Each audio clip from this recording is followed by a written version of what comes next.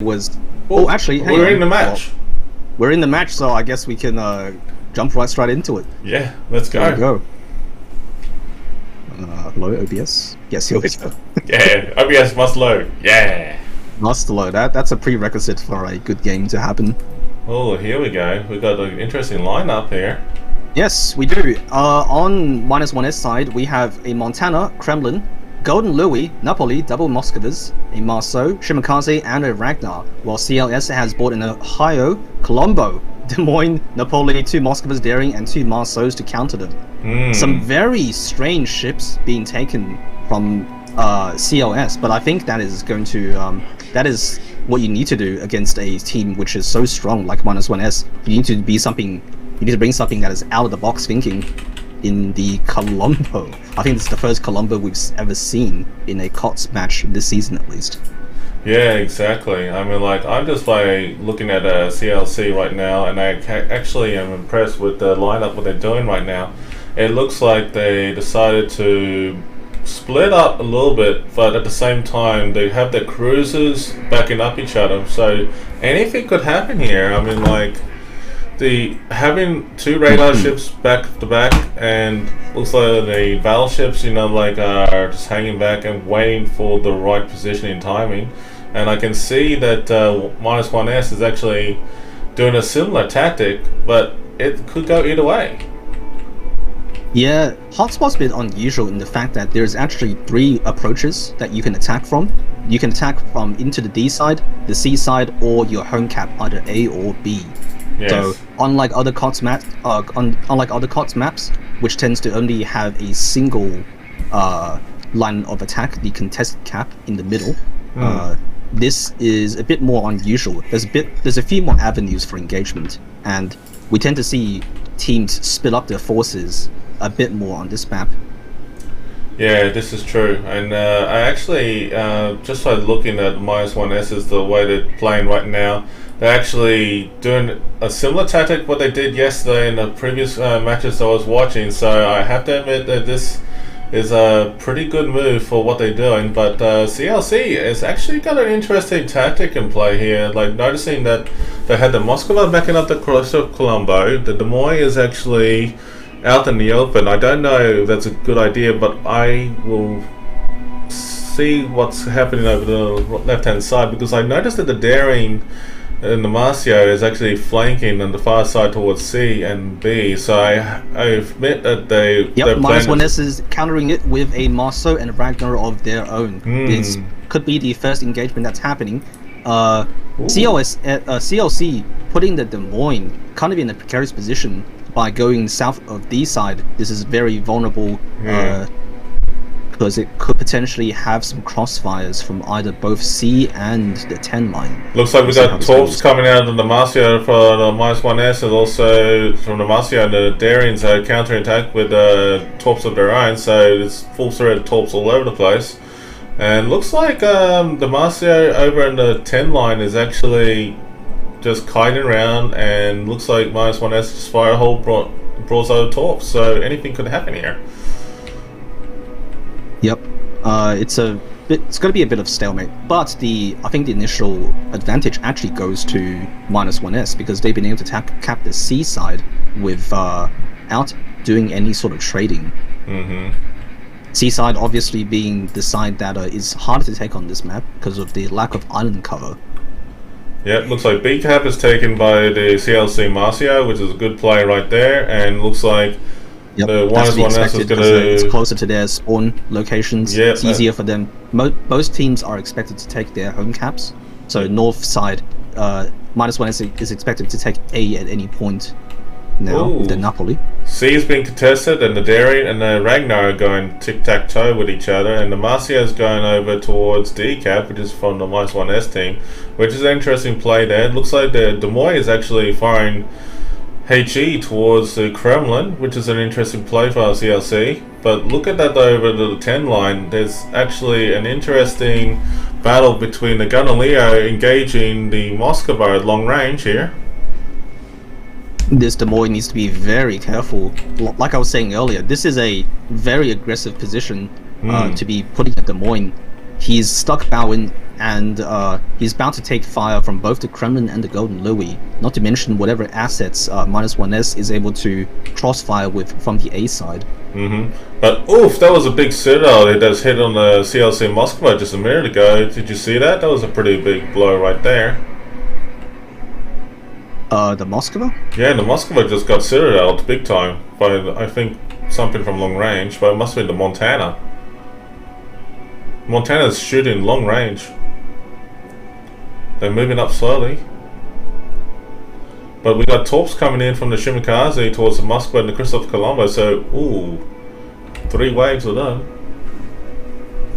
Yeah, we have seen a lot of Shimikazes being played this season on the 10 line, just because a lot of teams are are trying to put a lot of capital ships on the 8 anchor point. Ooh, looks like he might be torping the Colombo here in a second. Yeah, I noticed that. He just dodged the first set. He's taking the second set. He's eating one on the nose. Only one so far. Nearly dodged it, but that's okay. I mean, he's doing all right. Yep. Looks like the Moskva and the Kremlin, the other team is like, might eat those torps from the Marcio, maybe. Well, something sealed out the CLC Moskva just a second ago. I believe it was actually the airstrike from the Golden Louis. Those airstrike hit extremely hard, especially against targets which cannot really maneuver out of the way in time. Oh, absolutely, mate. And the Marcio torches came short on the Moskva and the Kremlin over there. And I'm actually going to go quickly on the other side. It looks like the CLC, Marcio, and the Napoli are just fine. They're playing kiting with the Napoli on the other side, which is over an A-cap. So pretty much nothing much is happening over that way yet. But most of the action is happening over towards D. And the Moskva is getting belted here. Yep. The linchpin on this side is going to be the Moskva, and he is down to about 12k HP. Look, it's obvious what CLS is trying to do. They're trying to push up the 9-10 line with the Colombo in front leading the way to try and force -1S back. But it's just -1S has set up a very convincing defensive position that CLS is just finding difficulty breaking through. Yeah, potentially eating a torp here on the DD as well. Nope, too fast to dodge. Yep. Christoph Colombo is really taken against the Kremlin and Moskva. That is a daring, bold move right there, especially with the Galileo and the Shimakaze coming in to support them. So anything could happen. The Moskva is coming into the rear to try and support with HE fire, focusing fire on the Moskva. Oh, but the Marceau is rushing from -1S to try and remove the Des Moines threat here. Hey, that's an interesting move. Yeah, look at that bold move right there. Could this go either way? They might torp here, maybe? Colombo does go down. Yep. Torps on the Des Moines? He is going to trade for this. Okay, there's a trade-off there. Fair enough. Well played there, both sides. I don't think that's a very good trade. It's that Des Moines was in a precarious position and was probably going to go down at some point anyway. Well, you were right about that too. The A side. Yeah, it's interesting that -1S elected to sacrifice one of the Marceaus to get them. Maybe they were thinking that they could get a trade for nothing here, but it's a very risky gamble on their part. Exactly. And makes me think that -1S isn't really treating this that seriously. This match. Yeah. Moskva does go down. Moskva does go down. CLS. Well, let's see what's happened over at BK. Looks like the Napolis are playing against each other. So who's going to fight and win in this? But it looks like there's torps going in all directions. Main guns have been firing on both sides. No decisive hits on both sides yet, but looks like most of the action is coming over to C now. Look at the Darien and the Marcio from CLC. They're actually making a push here to try to push the Ragnar to move away, and also the Moskva. Yeah, look, Napoli versus Napoli is like two guys with wet noodles slapping at each other. No one's been doing any serious harm for quite a while. Yeah. Need to go at each other for quite some time before anyone seriously gets hurt. Yeah, this is true, mate. The gunpowder on that ship, it's a very good ship. Something that is a surprise this season for sure to see a lot of. But the strength of that ship doesn't lie in its offensive firepower, more in the defensive aspect, with the exhaust smoke as well as the very good armor and HP pool. Yeah. Well, with the two Napolis just like duking it out in that corner over there, so it's like, you know, two lobsters or two crabs just like duking out, and it's like who has the bigger claw. But looks like over here, over in the decap, like Torp's been fired from the Marcio, and they almost hit the Shimikaze, but the Shimikaze slowed down in time. The Kremlin is just like kiting, and the Moskva and the Galileo are just moving into position, focusing fire on the Marcio. And this Moskva on CLC is about to go down here at decap. Yeah, CLC has been forced. Look, I think it might not look like it, but I think -1 has had the advantage for quite a long time now. They've got an early cap advantage, and they were able to leverage that to force CLS into these unfavorable positions. Yes. Which they can't really fight effectively from. They're already down a ship at this point. Although they might get a trade here. Moskva does eat a Torp on -1S. Yep. But the Daring is rushing forwards for some reason. It's an interesting move. It's quite bold. It's quite bold. Shots coming in on the Moskva. Yep. Moskva's gone down. Marcia's still alive. Their own Moskva living with the skin of his teeth. Oh, well, he's gone down anyway. Yep. But the Marcio is about to go down if he gets spotted around the other side. I think Ragnar's repositioning to try and get this Marso. He is spotted because he has fired. And with the very good shell velocity of the Ragnar, it is only a matter of time until this Marso goes down. There he goes.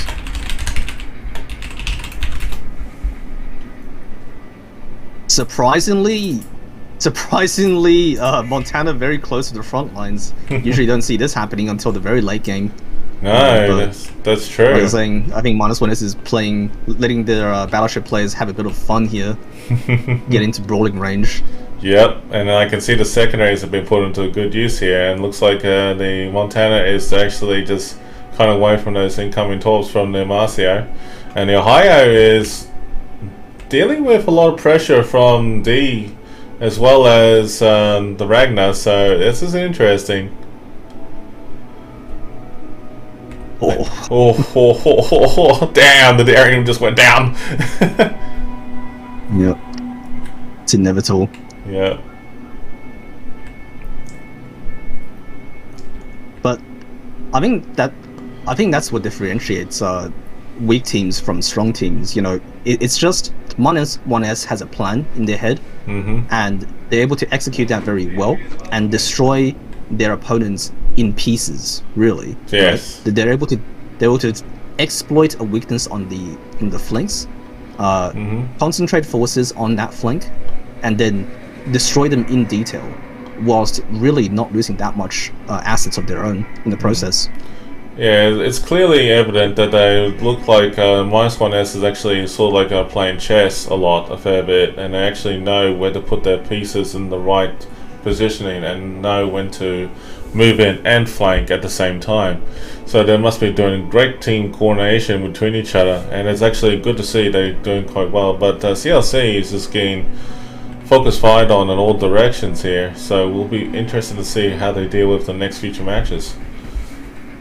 Yeah, Water Warships is quite similar to chess in many ways, and I think I've heard that analogy being used quite a bit over the years. The only difference I think is that with chess you're guaranteed to, you know, if you have a rook in a position and the enemy moves into that position, you're guaranteed to eat that piece, regardless of who you are. Yep. It's a guaranteed 100% chance. But sometimes, you know, in this game there is RNG, right? You have a full salvo lined up on this guy, and looks like Torp's gonna hit the Napoli there. 2 overpens. Oh! That was an interesting battle right there. That was destruction in detail. Good lordy. Let's go back to the other scene, I think. Yeah, sure. 1-0 to -1S. Alrighty. Yeah, first game of the series. First game of the What do you series. think? It was very good, man. It was very good. I just could not believe what I was seeing. It was just like, damn, dude. Yeah, I'll be honest, that was a bit of a slaughter. No offense to CLC's side, but I don't think they had a chance straight from the get-go. Yeah. Really, actually, let me see if I can pull the replay Yeah, sure. up on the thing. I'm doing this new fancy tech where you and I can both draw on the map over a replay map render. Yeah, that's actually pretty cool, though. Yeah, it's gone on other days where we have to, gesture with our hands wildly at our screens and no one can see. Now we can actually have a blank canvas to draw on, really. Exactly.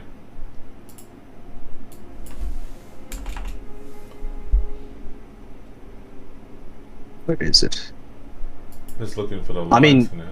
these type of technologies has progressed quite a ways, especially recently with COVID. How there's a big move towards remote education. So, before COVID happened, I think the only option really had was Zoom.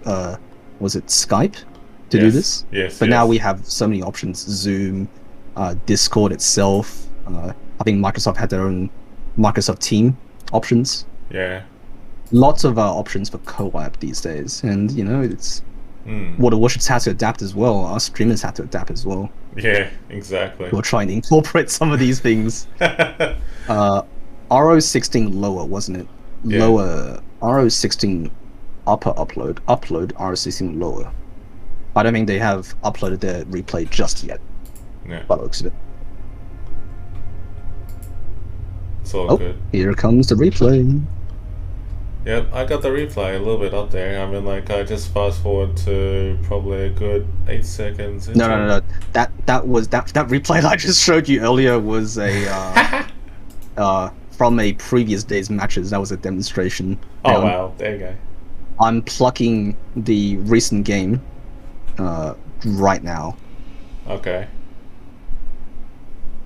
And then once I've done that, I'm also going to give out the first of my codes. I'm not sure how many codes you have today in your pocket, but I've got quite a few, Revan. Yep.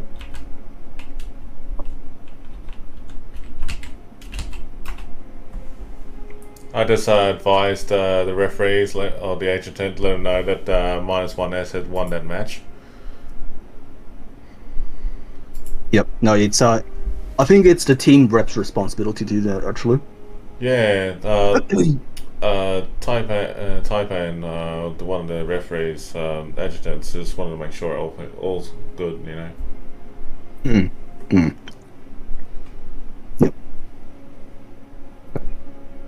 Give me one more second to do this. No worries. Swap into here.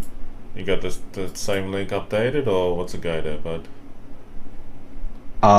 It is going to be. Yeah, it's the same link, but I need to first sign into my World of Warcraft account. That will be helpful. That'll be great, man. I should actually get an assistant to do this. That would also be helpful. No, that's okay, mate. That happens. Load. Oh, look at that. Yeah. Right. Hell yeah. Also, before you go on, be sure to go on the right side of the screen and type 1,000 seconds for the delay. Oh. That's a thing which I just recently found out about. Okay. That's a good thing. Yeah. Okay. Okay, I got it. Yeah. Plop that down. Okay. So let's just watch that real quick. Oh, it's not liking me doing that. Okay. I guess we'll just use this as more of a slideshow rather than video. I think it's not really liking the integration when it's playing the video. No, that's fair enough. That's alright. But It's alright. for the people in channel, feel free to tune in to listen what Logistic Llama's going to say here. So, Logistic Llama, go for it. Tell chat what's going on. Yeah, well, look, I mean, like I was saying earlier, I think it was a bit of a destruction in detail on CLS's part. It's very obvious that they had a plan going forwards at the beginning with the Colombo and the Moskva on the 9-10 line. Let me see if I can fast forward a bit. No. Okay. New technology. Stand by. Yeah. So with the Moskva and the Colombo over here. Yep. Traditionally speaking, we usually see more of something like a Kremlin on this side, if not in a higher for pushing and for tankability. CLS has, it appears, done away with that and just really fully committed to pushing through and making a breakthrough on the 9-10 line here. That's right. With the assets they have, committing 4 ships, but ships which are very aggressive. Not to mention the Des Moines on this side. Look, this Des Moines here is not getting out, so it's obvious that what they were thinking is, we're going to push on the 9-10 line, and if this fails, we're done for, really. So they've hard committed a radar ship into B, bringing up a DD for them on the 9-10 line, and hopefully being able to push through, and really just praying that -1S doesn't have enough forces to hold them on the 9-10 line. Unfortunately, it seems their gamble didn't really pay off, as evidently we can see. This is what happens when your plan is for a breakthrough and a breakthrough doesn't get achieved, really. So yeah, exactly. Try to push through here. Delete these markers before I forget. But it was actually interesting to see with the Montana and the Napoli, the way they kited over this side over here. Over in the yeah. It was interesting. I actually quite like the idea that -1S has for their own setup here. Yes. The Napoli being a ship which is very what's the word I'm looking for? Self-sufficient.